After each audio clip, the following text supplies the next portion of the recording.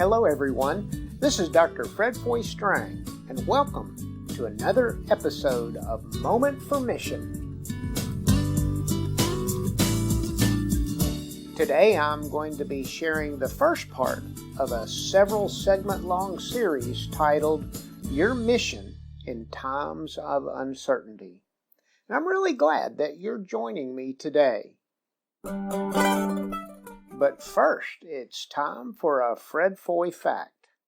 My wife Cecily and I are just back from a time on the mountaintop, literally, not figuratively. We're blessed to own a small property on the top of a mountain in the Appalachians with a one-room, off-grid log cabin, gorgeous mountain views of 3 states, and quiet and peacefulness all around. Now, we have painstakingly renovated that once dilapidated hulk into a cozy and peaceful place of respite.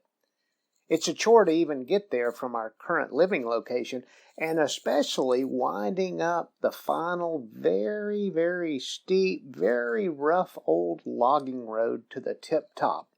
But when you finally arrive, oh man, wow. We love being up there. The peace, the serenity is just so refreshing. Do you have a peaceful place? I'm recording this podcast as our world is facing a terrible global pandemic with the unrelenting spread of the COVID-19 virus.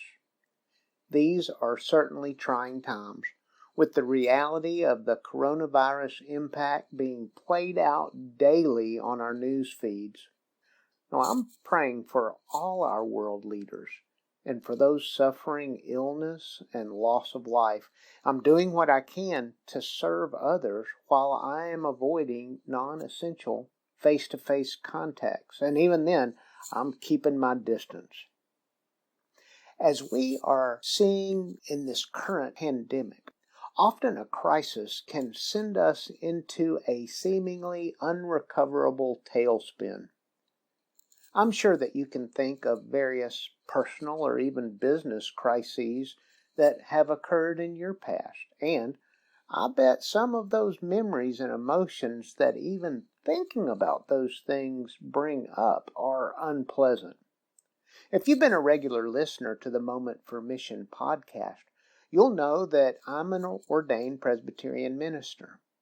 In the past 35 years or so of ordained ministry, I've had the honor to journey with people in many contexts and many cultures through personal life crises.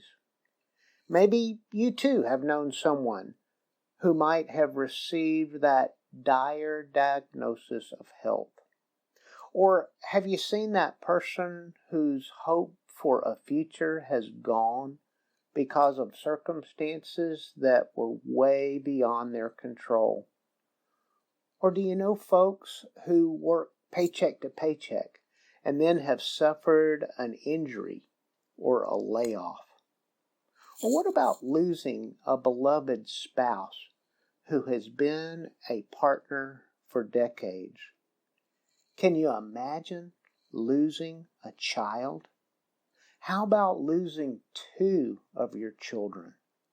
Can you imagine how your world would stop if someone in your immediate family was a victim of a homicide or suicide?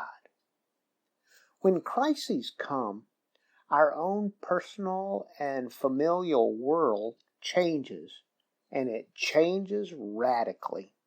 Our world is rocked, and we are left reeling and sometimes wondering if there will even be a tomorrow. Do you remember that poignant scene in Tom Hanks' movie Sleepless in Seattle, when his character, Sam Baldwin, is reflecting on the loss of his precious spouse and is asked, what's he going to do? Well, Sam replies, well, I'm going to get out of bed every morning, breathe in and out all day long, And then after a while, I won't have to remind myself to get out of bed every morning and breathe in and out.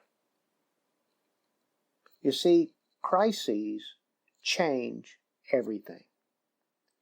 I'm in contact with some friends in various places in the world, and this current global pandemic is a situation that has almost everyone simply stopped in their tracks. So, what about our mission? What happens to our vision in times of crisis? With so much uncertainty, how do I even function? One thing that is clear today is that things are different now and will likely be different for many days and months to come. So we will have to try to sort out our responses both personally and professionally in the best ways we can as we're able. I believe that what we're experiencing, what we're seeing transpiring before our eyes is a global paradigm shift. Now, a paradigm shift is a fundamental change in our approach or our underlying assumptions. What is often true about such a huge shift is that it sends everyone back to go. We all go back to the beginning. It's like 52 pickup and the cards are reshuffled, or the drawing on our Etch-a-Sketch is turned over and shaken and erased, or our drink of the last bit of that precious wine is spilled and the last glass is broken. Do you remember the movie Apollo 13? The task of cleaning the rapidly deteriorating air in the space capsule of deadly CO2 presented itself as a huge, even insurmountable problem. The folks at NASA had to throw out all their assumption and their ways that they normally did things. They had to save these astronauts' lives, and they only had a short time to come up with a solution. The existing, well-planned, meticulously engineered systems to filter the air on the spacecraft were now inadequate.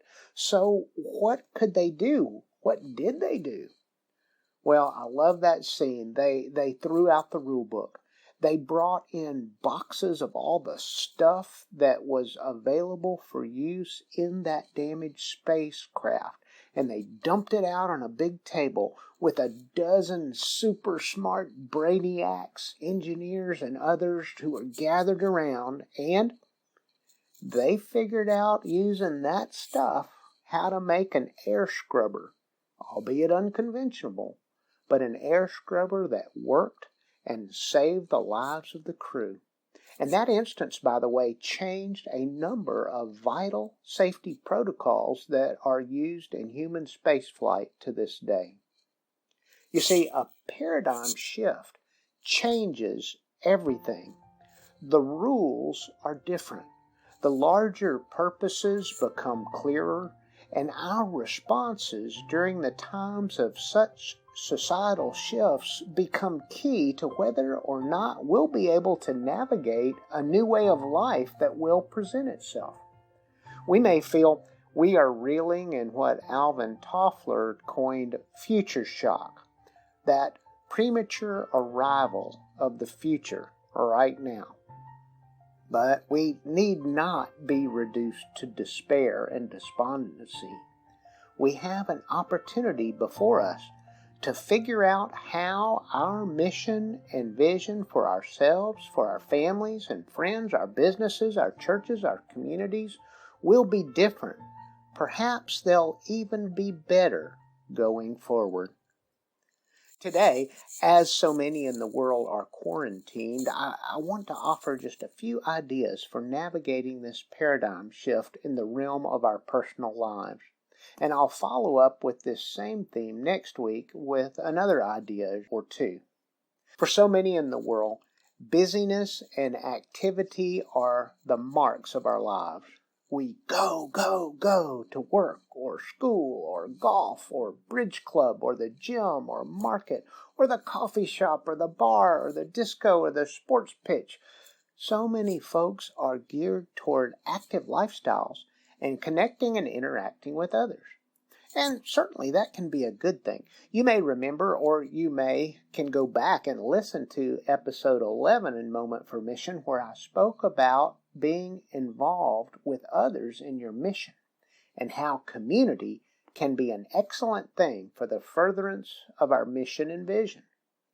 For many of us, we're simply not accustomed to being alone, to being quiet, to being still. We're always go, go, go.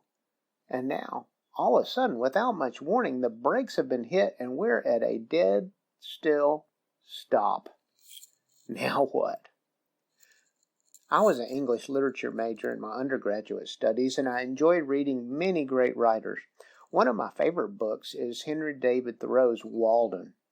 Thoreau writes of his time in the simple living at Walden Pond.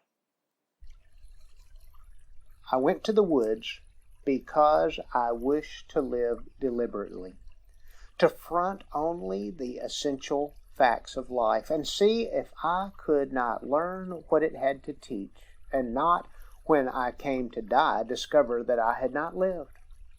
I did not wish to live what was not life. Living is so dear. Nor did I wish to practice resignation unless it was quite necessary.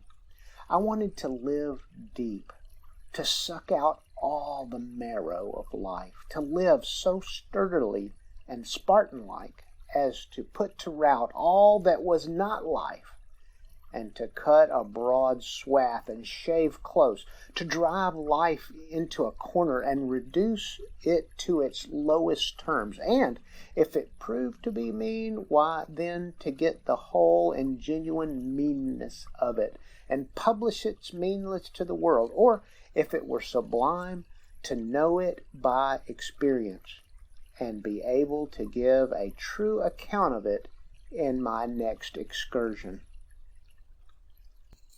I want to suggest that even in the midst of the challenges all around us, there are opportunities for growth and for goodness, and perhaps for a reevaluation of your mission and your vision. The other day, my granddaughter was running around in our grassy yard enjoying the sunshine and the fresh air. I noticed her take a break and stretch out on one of our patio loungers. She lay there for a long time, looking up, resting, watching, breathing deeply of the fresh air, enjoying the cool breeze on her soft skin, content and peaceful. After a while, she noticed that I was looking at her, and she, in her developing vocabulary, pointed to the sky and smiled at me and simply said, "Clouds." There's a great deal of wisdom to be gleaned from that little one. When is the last time that I really looked at the clouds? Today, can you give yourself both the time and the permission to be still? Can you take time for yourself to pause, not to think about anything, to try to erase the worries from your mind for just a short moment? The psalmist tells us to be still and know that I am God. A good word for today. In my faith tradition, there's been a long-honored practice of meditation, a purpose time of stillness before our Creator. So let me suggest taking this advice. Try this simple practice today. Find a quiet place. Close your eyes. Take a cycle of 10 deep breaths. Now, on another cycle of breathing, put these sentences into your mind. On the exhale of your breath, and for me it's a prayer, so I put "O Lord" on the end of the sentences. Think something like this. I breathe out my anxiety, O Lord. And on the inhale, I receive your peace, O Christ. And on another cycle, as you exhale, I rid myself of fear, great God. And on the inhale, I receive the assurance and comfort of your Holy Spirit. Now do this kind of purposeful, cleansing breathing for a while, as long as you feel comfortable. And then take a few more non-thinking breaths and open your eyes. I'm going to do this exercise myself today, and I hope many days during this time of sequestration. Join me. Let me know what you think. Now, of course, you can leave off the references to deity if you like. General meditation has great benefits. However, since I am suggesting that these days are days of a paradigm shift, it might be a good time to ponder anew some of these larger questions of life. I'm happy to chat online with anyone about this or any of our topics on the Moment for Mission podcast. Fred Foy Strang at momentformission.com, or leave me a voice message, 772-882-7200. So for today, when we see that literally the entire world has slowed down, you too can take a moment for mission. Take that for yourself. Slow your racing mind and heart. Take time for yourself to be still, to meditate, to rest, and as you do, your mind will be renewed such that you can better see how you will navigate the changing paths that are coming before you. This is Dr. Fred Foy Strang. Thanks for joining me, and have a great day.